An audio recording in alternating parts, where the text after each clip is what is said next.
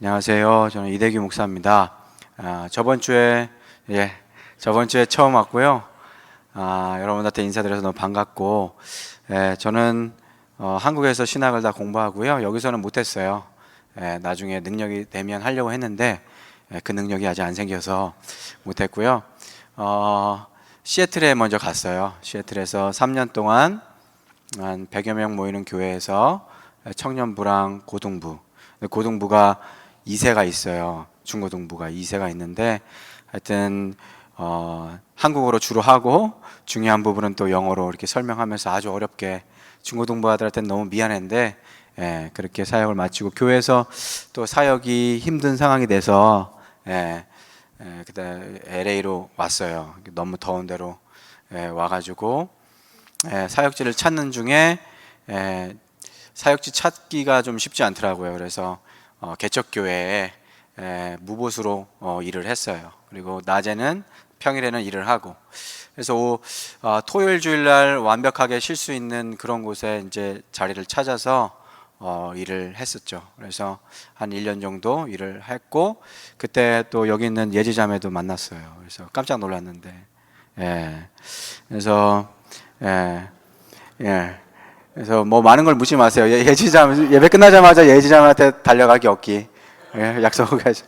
그래서 그때 예지자매도 만나고, 예지자매에서 왠지 이 친구는 왠지 교회 다닐 것 같다라고 생각했는데 반주까지 하고 있을 줄 몰랐어요. 아무튼 그렇게 교회에서, 그래서 하나님이 사역지를 안 주시면 그럼 하나님 좋습니다. 그러면 제가 여기서 일을 하면서 어렵고 힘든 교회, 또 보수를 줄 수 없는 그런 교회, 또 성도들이 작은 교회, 또 어르신들이 많은 교회, 그런 교회에서 제가 섬기겠습니다. 집에서는 또 난리 났죠. 그런데 하여튼 하나님 부르심 따라서 그렇게 순종하던 중에 있는 교회에 와서 또 하나님의 말씀을 증거하고 여러분들과 만나게 되었습니다. 제 소개를 이렇게 드리는 게 말씀에도 증거하는 데도 도움이 되고 해서 TMI지만 여러분들에게 이렇게 또 제 소개를 드렸어요. 그래서 여러분들 반갑고, 다음 주에 또 정산 목사님 오시는데 여러분들 반갑죠? 네, 이거보다 더 환영해 주셔야지 목사님이 힘을 내서 사역을 하실 수 있으세요. 그래서 여러분들 정산 목사님 오시면 많이 또 힘도 주시고, 그래서 우리 찬양팀 하는데 너무 깜짝 놀랐어요. 찬양 인도하시는 분도 너무 잘하시고, 또 우리 또 솔로로 하는데 너무 잘하셔가지고 깜짝 놀래. 진짜로 어디 가서 제가 이런 얘기 안 해요. 못하면 아무 얘기도 안 하는데 정말 잘해서 너무 감사하고, 고맙습니다. 오늘 믿음에 대해서 여러분들과 나누길 원해요. 여러분들 믿음이 궁금하고, 또 믿음이 뭘까? 오늘 찬양 가운데서도 나의 고백이 되게 많았잖아요. 나의 가는 길 주님 인도하시네, 그는 보이지 않아도 날 인도하시네, 이런 고백들이 많은데, 우리가 이렇게 믿음이라고 할 때 믿음이란 내 무엇인가 새로운 정의를 여러분과 나누면서 우리가 어떤 믿음으로 하나님께 기쁨이 될 수 있을까 나누길 원합니다. 우리가 사는 삶에는 세 가지 영역이 있어요. 그게 뭐냐면 무지의 영역이에요. 무지는 모르는 거예요. 내가 어떤 거다 얘기할 수 없는 무지의 영역이 있어요. 그리고 믿음의 영역이 있어요. 믿음은 아직 사실은 아니지만 아무것도 모르지는 않은 그런 상태예요. 뭔가를 알기도 하고 확신을 갖기도 하고 이런 상태예요. 그 다음에 이 믿음의 단계를 넘으면 사실의 영역이 돼요. 그죠? 확실하고 명확한 영역, 정말 확실한 사실의 영역이 돼요. 그러니까 믿음의 영역은 사실은 불확실한 중간에 있는 거예요. 그래서 늘 믿음이 흔들리고 넘어지는 게 당연해요. 그래서 사도 바울이 내가 나중에 우리 주님을 얼굴과 얼굴을 대면하여 보는 그날이 올 거다라는 게 바로 이 믿음의, 불확실하고 흔들리는 이 믿음의 영역을 지나서 사실의 영역으로 가는 거죠. 그래서 여러분들 어떤 사람을 만날 때 어떻게 해요? 좀 조심스럽죠, 그죠? 그래서 여러분들 저에게 어색하게 다가가셨잖아요. 저 목사님 어떨까? 여러분들 누가 새신자가 오면 어때요? 반갑기도 하지만 누군지 알아야 돼요. 그래서 물어보잖아요. 어디서 왔는지, 어디서 공부했는지, 이렇게 서로 나누잖아요. 그죠? 제가 미국에 와서도 걔들도 그걸 하더라고요. 여러분들 개들도 서로 이렇게 주인끼리 이렇게 만나게 하면 서로 몸집도 냄새도 맡고 서로 이렇게 탐색도 하고 그런 과정을 거쳐서 친해지더라고요. 저도 몰랐는데 보니까 사람과 똑같다. 이게 뭐냐면 아무것도 몰라요. 그 사람에 대한 정보가 없어요. 불안하잖아요, 그죠? 경계가 있어요. 그래서 모르는 영역에 대해서는 당연히 경계를 해야 돼요. 그 다음에 정보를 서로 나누죠. 그러면 어느 정도 믿음의 단계가 돼요. 그러면 믿음의 단계가 거치면 이제 사실의 영역이 돼요. 얘는 이렇다. 쟤는 저런 사람이 된다. 얘는 좀 이런 아이인 것 같아. 이렇게 점차적으로 무죄의 영역에서 믿음의 영역으로, 믿음에서 또 사실의 영역으로 나아가요. 그런데 이 연속성의 단계가 상당히 중요한데 믿음이라는 단어는 또 교회에서만 사용하는 게 아니에요. 그러니까 밖에서도 당연히 믿음의 단계를 거쳐요. 가치관도 마찬가지예요. 내가 어떤 철학이 있거나 가치관이 있으면 그걸 맨 처음에 몰라요. 무지의 영역이에요. 하지만 이러한 새로운 가치관이 경험을 해보고 또 삶을 통해서 터득해 볼 때 이건 것 같아 라고 알면 그게 믿음의 영역이 되죠. 그죠? 그럼 믿음의 영역을 거치면 내 삶으로 살아내요. 이렇게 살아야 될 것 같아. 인생은 이렇게 살아야 될 것 같아. 10대 때 틀리고 20대 때 틀리고 30대 때 틀리잖아요. 그죠? 자기가 자꾸 바뀌잖아. 이 믿음의 영역이 바뀌는 거예요. 그러면서 결국은 좀 더 사실의 영역으로 나아가는 거죠. 그래서 어떤 사람에게는 여러분들 믿음이 뭐예요? 물으면 믿음은 예수님께서 나를 위해서 돌아가시고, 이거는 믿음이 아니에요. 사실 믿음의 컨텐츠예요. 믿음의 내용들이에요. 그렇죠? 사랑이 뭘까? 예수님께서 나를 위해 십자가에 돌아가신 그 사랑입니다. 이건 믿음이 아니라 믿음의 내용이에요. 우리가 지금 살펴보고 싶은 건 믿음이란 게 무엇인지, 컨텐츠 말고 그거를 여러분들과 나누고자 해요. 그래서 어떤 사람이, 저는 목사님 사실 중심의 사람이라서 믿음의 영역은 믿음은 좀 그래요. 저는 사실 중심의 사람이고 이성적인 사람이고 좀 배운 사람이라서 믿음은 좀 그래요. 불확실해요 라고 하는 사람은 말이 안 돼요. 왜냐하면 그 사람은 아무것도 할 수가 없어요. 왜냐하면 무언가를 할 때도 확실하게 모든 걸 다 알아서 하는 게 아니잖아요. 그죠? 여러분들 유학을 오고 또 나중에 결혼도 하고 이럴 때 모든 걸 완벽하게 알아서 하는 게 아니에요. 믿음의 영역이 어느 정도 쌓이고 이 사람이면 내가 결혼할 수 있겠다. 그렇죠?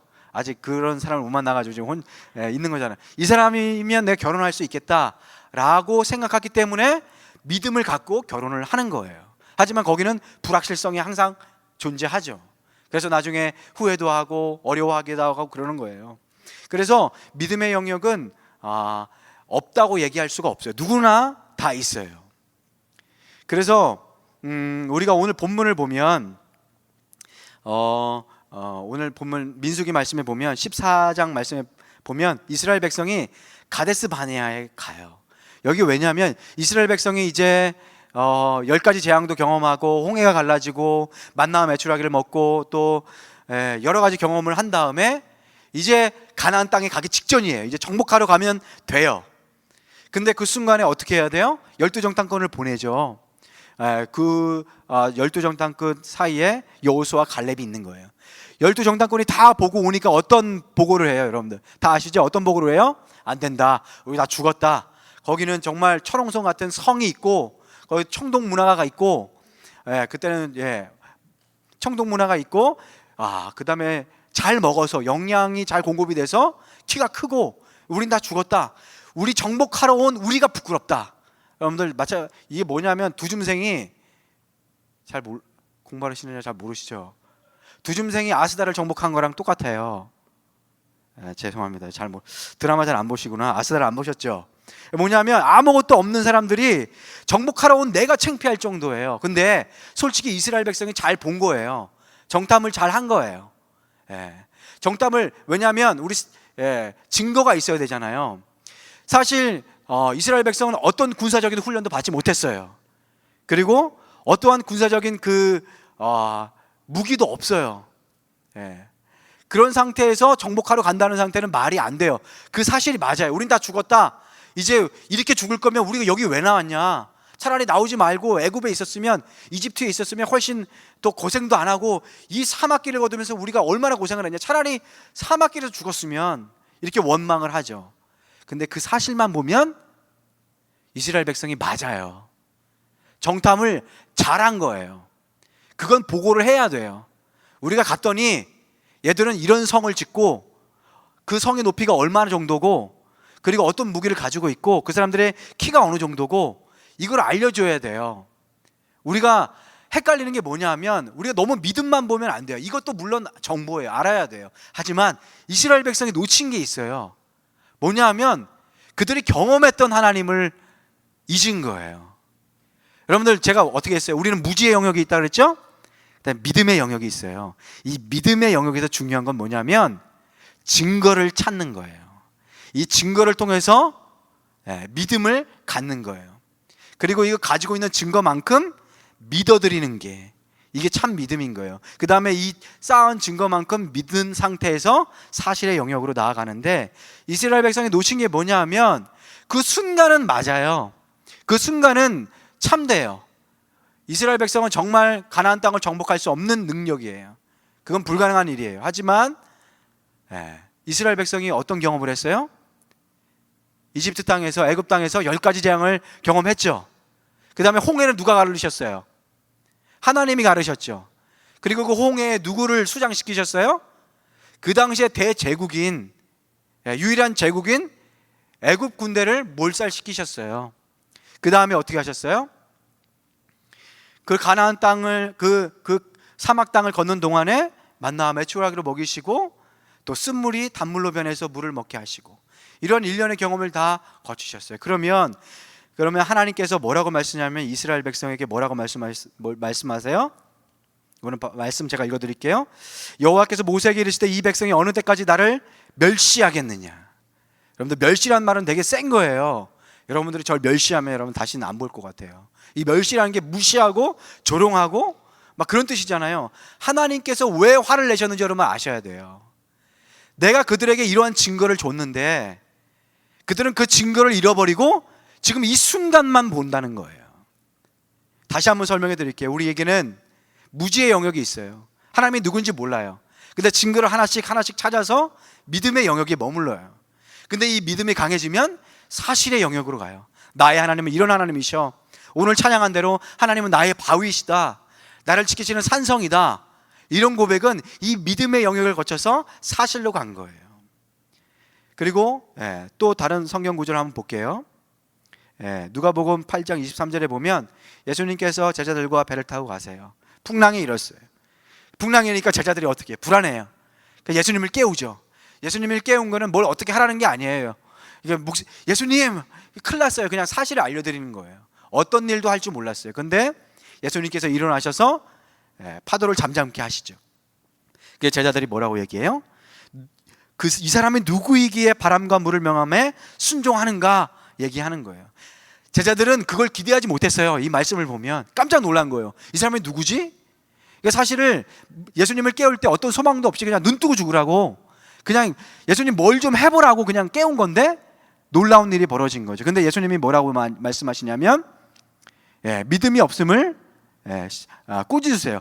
예수님께서 너희들은 왜 이렇게 믿음이 없느냐라고 꾸짖으시는 모습을 봐요. 근데 예수님께서 원하시는 믿음이 어떤 믿음이냐면, 제자들은 예수님이 하신 기적을 봤을까요? 못 봤을까요? 봤어요. 오병이어의 기적도 봤고요, 죽은 자를 살린 기적도 봤어요. 그리고 귀신 들린 자를 내쫓은 것도 봤어요. 예수님께서는 없는 것 가운데 무조건 믿으라고 말씀하신 게 아니에요. 증거를 통해서, 우리가 사람과 사람을 만났을 때 수집된 증거를 통해서 믿는 것처럼 예수님께서도 내가 너희에게 보여준 만큼만이라도 믿으라고 말씀하시는 거예요.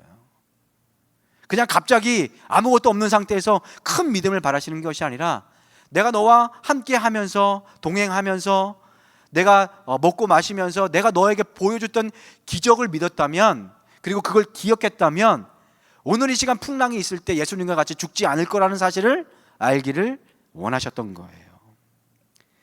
그래서 여러분들, 이 일상의 용어, 이 믿음이란 용어를 잘 이해하시고 하나님께서 원하시는 믿음을 좀 깊이 아셨으면 좋겠어요. 그래서 하나님께서 우리에게 원하시는 믿음은 작은 것이라도 기억하고 쌓아가는 믿음이에요.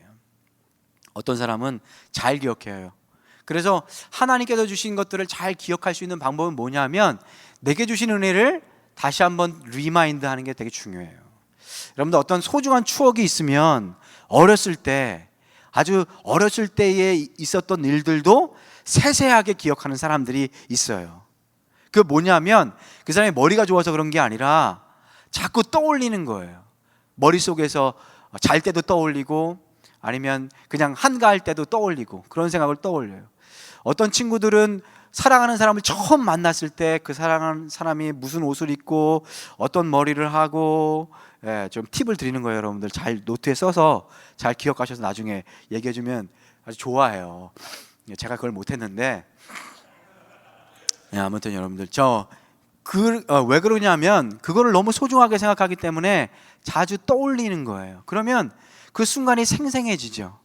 그리고 때로는 상상 속에서 그때의 곳으로 가서 내가 그 순간에 있는 것처럼 느껴져요. 그러니까 하나님이 원하시는 믿음은 뭐냐면 여러분들이 매일의 삶 가운데 하나님이 주시는 것들이 있어요. 찬양을 통해서 하나님을 만나기도 하고요, 말씀을 통해서 하나님을 깊이 경험하기도 해요.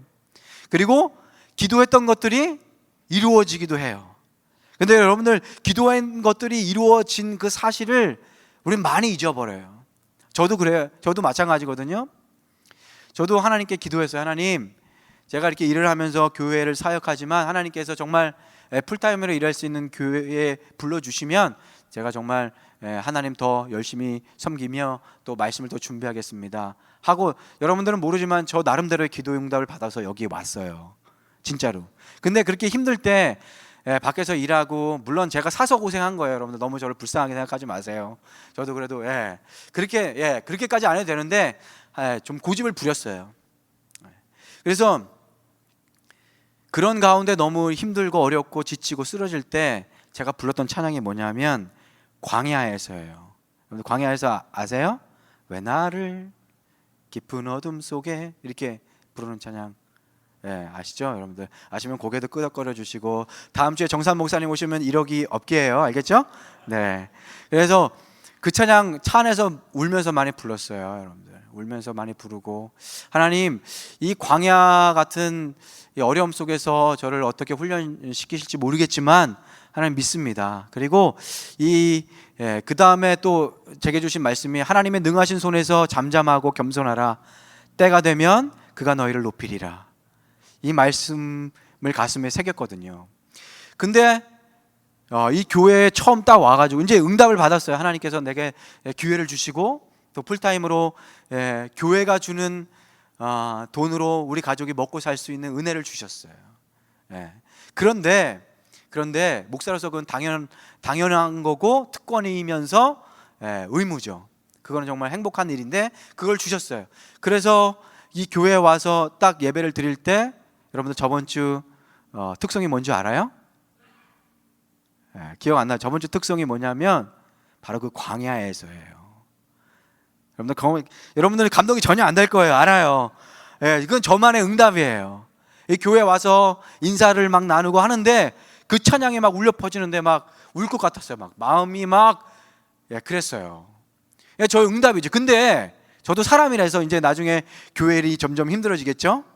그죠? 저를 힘들게 하는 이제 사람들이 생길 수 있겠죠? 그래요. 교회가 완벽하지는 않아요. 저는 알아요. 네. 지금도 이렇게 저를 이렇게 졸면서 힘들게 하는 사람들이 벌써 있잖아요. 아무도 없어요. 아무도 안 졸아요. 근데 그러면 분명히 저를 잊어버릴 거예요. 이걸 분명히 잃어버릴 거예요. 근데 잃어버리지 않기 위해서는 어떻게 해야 돼요? 자꾸 기억해야 돼요. 자꾸 떠올려야 돼요. 마치 정말 행복한 순간들을 떠올리면서 상상하는 것처럼. 그럼 그건 평생 잊지 않거든요.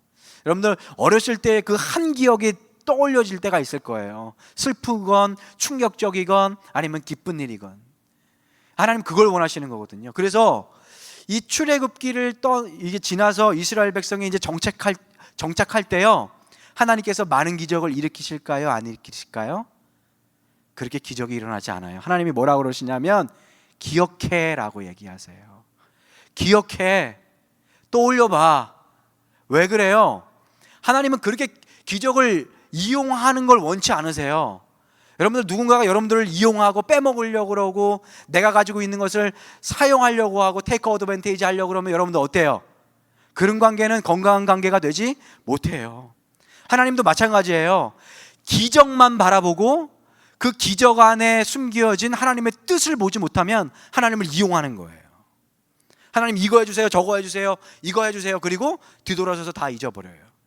그걸 산타크로스 하나님이라고 하거든요. 아이들은 산타크로스를 별로 관심 없어요. 예. 하지만 산타클로스가 주는 선물은 중요하게 생각해요. 그래서 하나님께서 뭐라고 그러냐면 기억하라는 말씀을 많이 하세요. 여러분들 한번 되돌아봅시다. 여러분들 뿐만 아니라 여러분들 부모님의 삶. 예. 저희 부모님이 처음 예수님을 믿었거든요. 부모님의 간증이 많아요. 얼마 전에 한국 갔을 때도 한 3시간은 들은 것 같아요. 본인이 만난 하나님.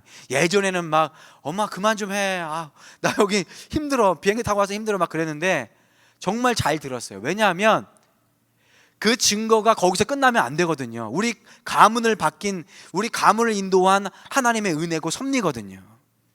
이스라엘 백성이 왜 성경을 기록했냐면 하나님의 말씀과 기적을 잃어버리지 않기 위해서 기록한 거예요. 여러분들이 부모님이 만난 하나님, 여러분들이 기억하셔야 돼요. 그리고 그것을 여러분들 자녀에게 들려주셔야 돼요. 그리고 여러분들이 만난 하나님을 여러분들 기억하셔야 돼요. 떠올려야 돼요. 그리고 그 하나님을 기억하고 인정해 드려야 돼요. 믿음이라는 게 하나님이 엄청난 걸 바라는 게 아니에요. 뭐냐면 내가 받은 증거만큼 인정해 드리는 게 믿음이에요. 여러분들 적게 증거를 받으셨나요? 그러면 하나님께 증거를 요청하세요. 그래서 한 가지 주의해야 될 건 뭐냐면 너무 빨리 무언가를 믿는 사람들이 있어요.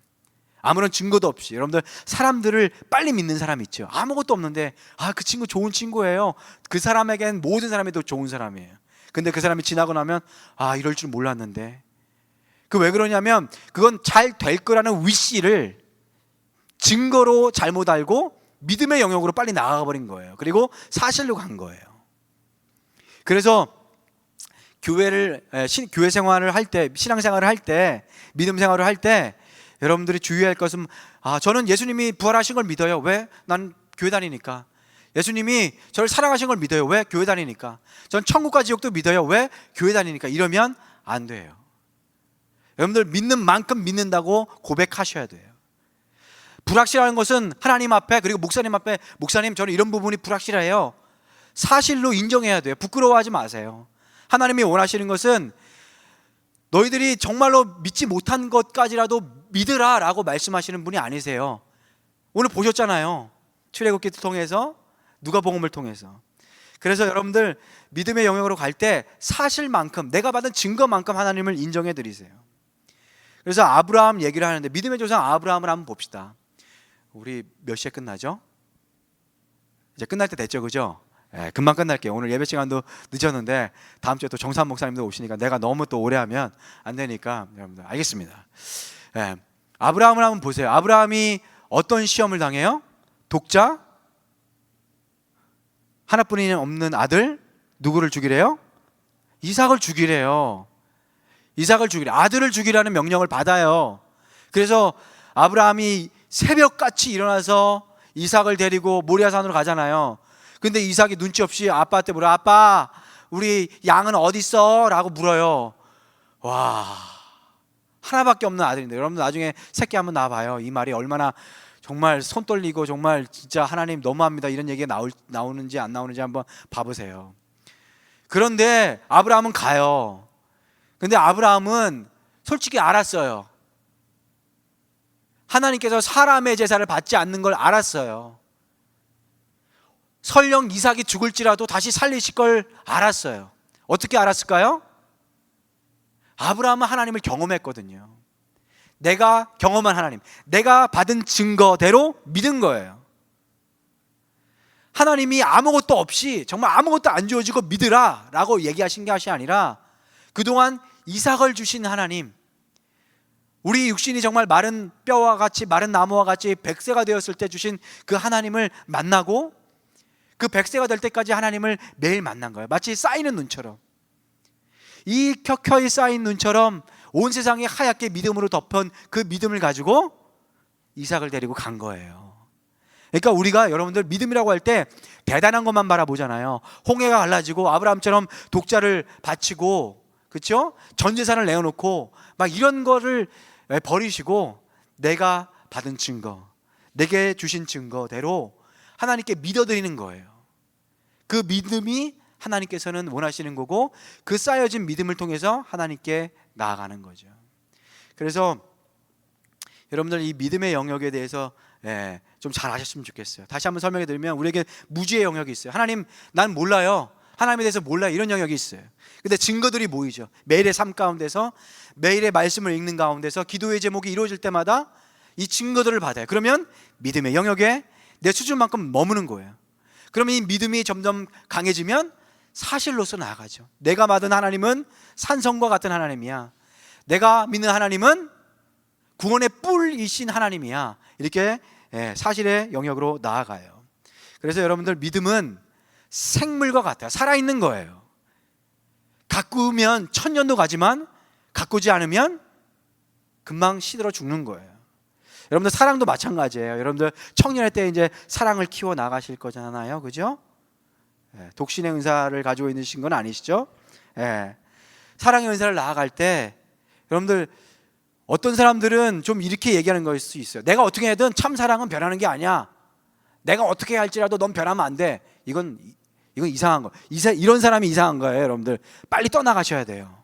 어떤 남자를 만나는데, 야, 내가 어떻게 하든 이 사랑은 변하면 안 돼. 그 사랑은 그런 게 아니야. 그러면 자매들 빨리 그 사람을 떠나가세요. 사랑은 가꾸는 거예요.